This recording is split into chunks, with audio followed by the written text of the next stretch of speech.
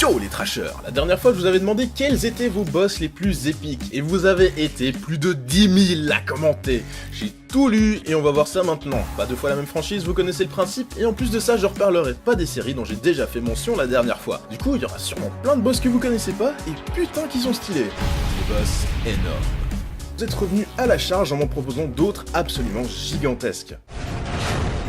Red Eye de Lost Planet 2, le ver des sables XXL que vous rencontrez deux fois pendant l'aventure. Première, il vous attaquera alors que vous transportez une cargaison de thermo-énergie, la ressource principale du jeu, sur un train. Et il va vous bolosser, mangeant wagon après wagon, et ce malgré le fait que vous et votre équipe l'occupiez avec des lance-roquettes. Plus qu'une seule option finalement, décrochez les derniers wagons pour lui donner ce qu'il veut et vous barrer dans les airs. Mais ce n'est que partie remise pour votre deuxième combat avec la créature, toujours sur un train, vous êtes venu préparer ma gueule, avec un putain de canon à thermo-énergie. Vous apportez les munitions, le chargez, visez ses points faibles bien visibles, et boum! Vous finissez par littéralement faire exploser Red Eye, je vous laisse imaginer la puissance du canon.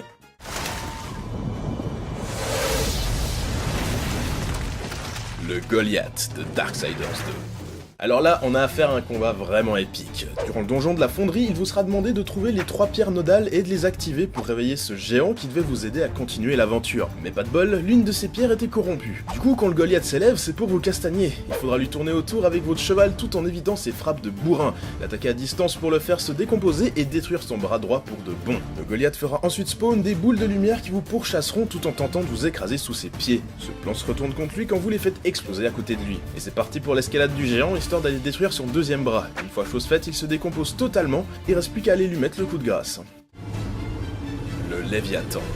Cette créature mythique est carrément considérée comme un ancien dieu dans l'histoire de Castlevania. Dans Lords of Shadow 2, Lucifer, votre ennemi ultime, l'a réduit à l'esclavage et veut l'utiliser pour détruire la Terre. Il s'élève dans les cieux et on a droit à un plan très badass, ou hyper kitsch, ça vous de voir. Vous n'hésitez pas à vous accrocher à lui et c'est parti pour l'escalade, allez, encore une fois. Comme quoi l'influence de Shadow of the Colossus est toujours aussi forte dans les productions actuelles. Et comme par hasard, il y a plein de petits points pour s'accrocher sur la peau de la bestiole. Faut faire vite car le monstre prépare une super boule d'énergie pour tout casser. Une fois arrivé au milieu de son corps et défoncer quelques monstres, vous arrivez avec l'aide de Dracula à sectionner le Léviathan en deux. Dans un dernier spasme, il avale le rayon qui était destiné à la Terre. La lune nécromorphe, boss final de Dead Space 3.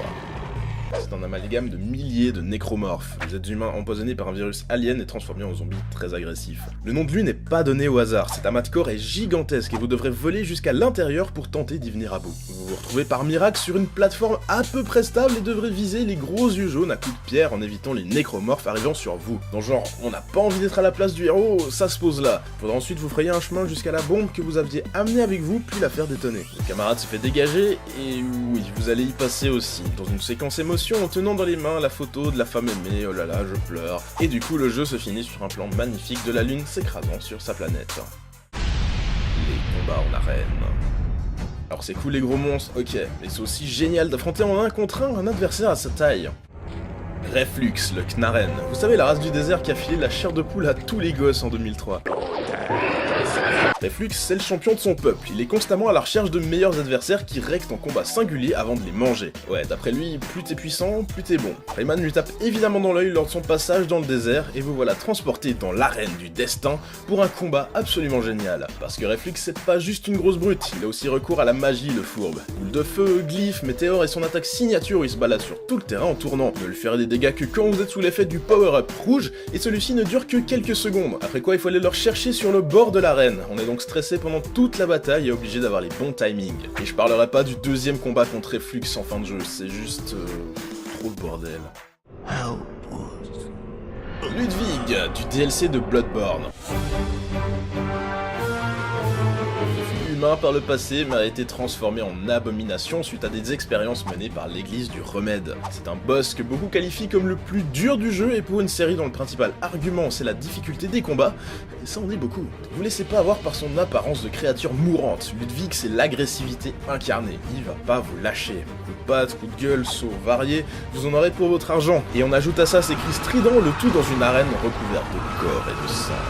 Arrivé à midlife, Ludwig se redresse et sort son épée légendaire. Le combat change alors totalement car il se sert de celle-ci pour lancer plein de nouveaux types d'attaques brutales, dont ces fameuses ondes de choc qui peuvent être des insta-kills si vous les évitez pas. Bon bref, un combat d'anthologie qui vous stressera bien comme il faut. Et le prochain boss vient de Witcher 3, donc si vous voulez pas de spoil, cliquez ici. Imlerit, l'elfe, un des généraux de la chasse sauvage, et les moires, les trois sœurs sorcières du marais. Notre héros, Geralt, et sa fille adoptive Ciri arrivent au Mont Chauve ensemble avec la haine, venant de perdre leur mentor tué par ce fameux Imlerit. Ils se séparent de travail, Geralt va affronter le gros elfe et Ciri les sorcières. Go. Le combat contre les sorcières est hyper intense car il faut gérer 3 ennemis à la fois qui ont chacun leur petite spécialité. La bourrine, la peureuse et la vicieuse. Et il faut utiliser à fond les capacités de Ciri, qui pète la classe savons-le. Finalement, une des moires arrive à s'échapper avec le médaillon de Ciri, mais pas le temps de niaiser. Le jeu enchaîne direct avec le combat de Geralt qui vient foutre le sbeul à la petite orgie de l'elfe. Il prend sa masse, son bouclier et c'est parti. Imlerit, c'est le bon bourrin des familles. Il tape lentement mais il tape dur. Vous pouvez donc facilement esquiver ses que... Attendez, ouais. Ah, d'accord. Vous se téléportez derrière vous pour pallier sa faible vitesse. Bon bah, j'ai bonne chance pour le terminer. Les dragons. Les créatures légendaires par excellence. Puissants, majestueux, ils font de parfaits boss. Fatalis, le dragon noir. Vous avez littéralement été des centaines à me proposer des monstres de Monster Hunter. Mais des os pas des os. Celui-ci, c'est moi qui le choisis.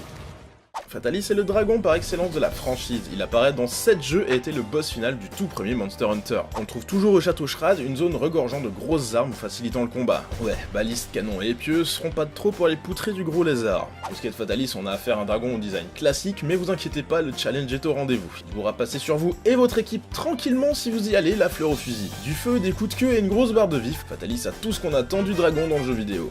Et il est à noter que 2 autres dragons portent ce nom dans la saga, le Fatalis pourpre, d'une agressivité extrême, et le Fatalis blanc, qui utilise la foudre.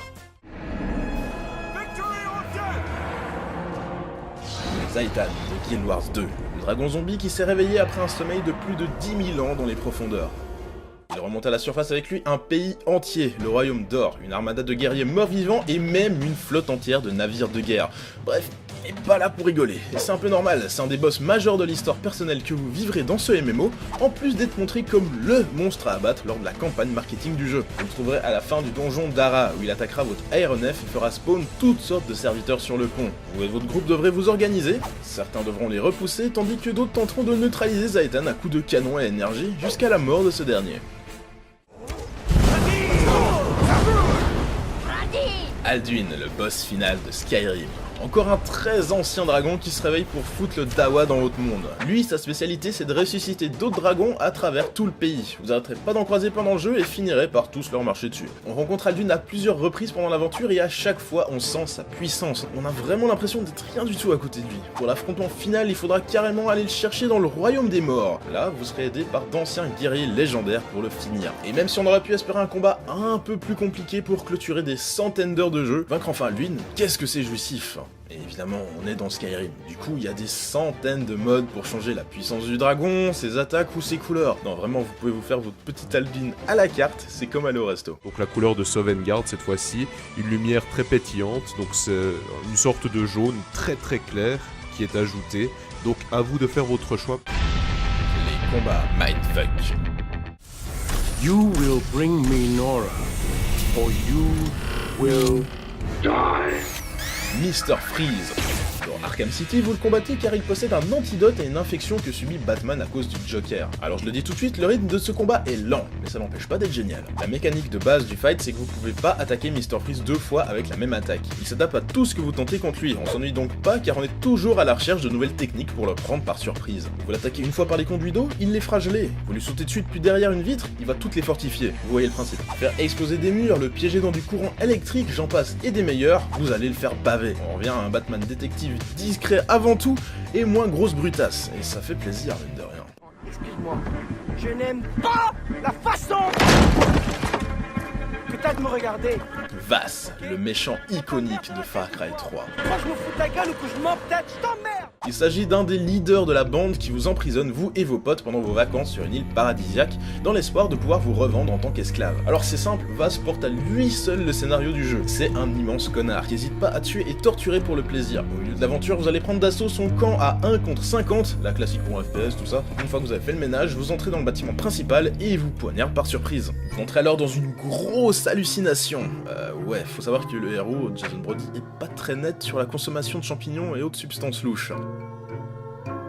C'est finalement une horde de vases qui vous attaqueront chacun leur tour. Après les avoir liquidés, vous arriverez à l'original. Sortez votre couteau et éliminez votre adversaire. Et qu'on se le dise, vous avez proposé des centaines de boss différents. Donc pour essayer de leur faire justice, petit clip avec une bonne partie d'entre eux.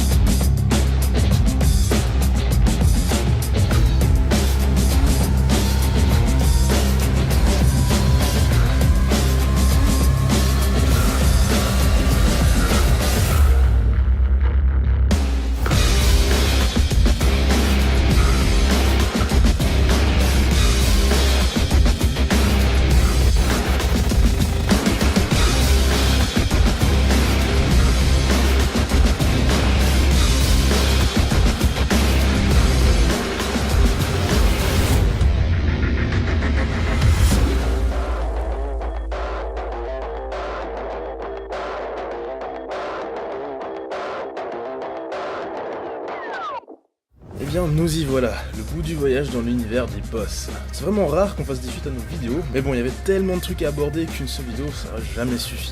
Là, je m'en fais à me dire, les boss, c'est fait, puis passer à autre chose. Ça aurait été un vrai plaisir de faire ces deux vidéos, et pour les milliers de gens qui auront pas eu leur boss fétiche cité, bah,